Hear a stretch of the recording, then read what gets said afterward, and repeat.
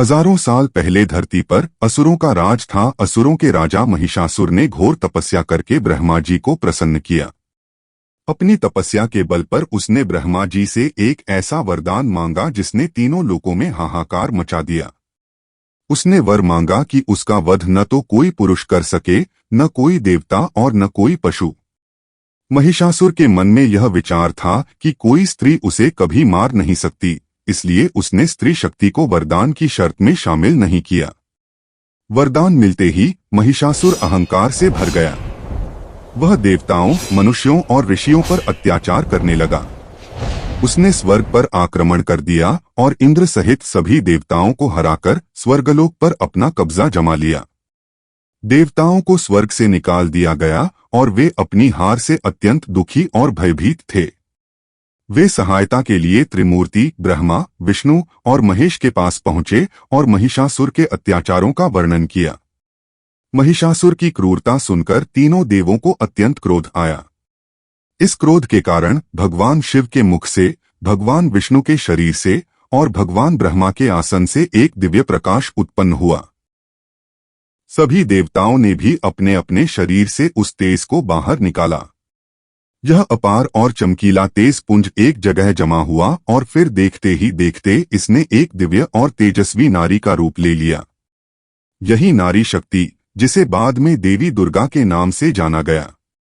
दुर्गा का तेज और शौर्य अतु देवताओं ने उन्हें महिषासुर से युद्ध करने के लिए आवश्यक शक्तियां और शस्त्र प्रदान किए। भगवान शिव ने अपना त्रिशूल, भगवान विष्णु ने अपना सुदर्शन चक्र, देवराज इंद्र ने अपना वज्र और ऐरावत हाथी, वरुण देव ने शंख, अग्नि देव ने शक्ति, भाला और वायु देव ने धनुष बांध दिए।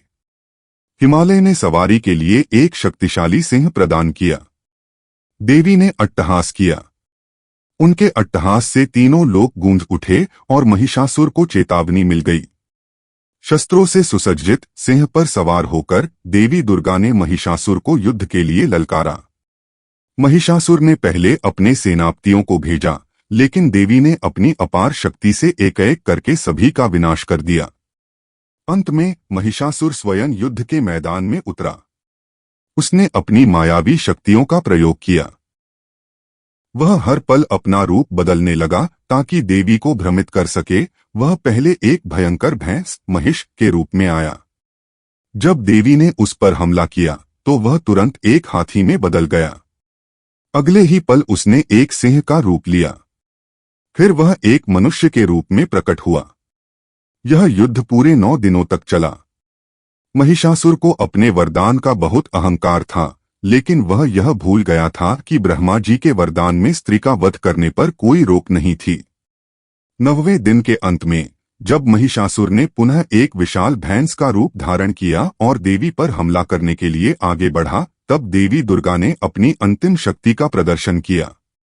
उन्होंने सबसे पहले अपने पाश, रस्सी से महिषासुर को बांध दिया।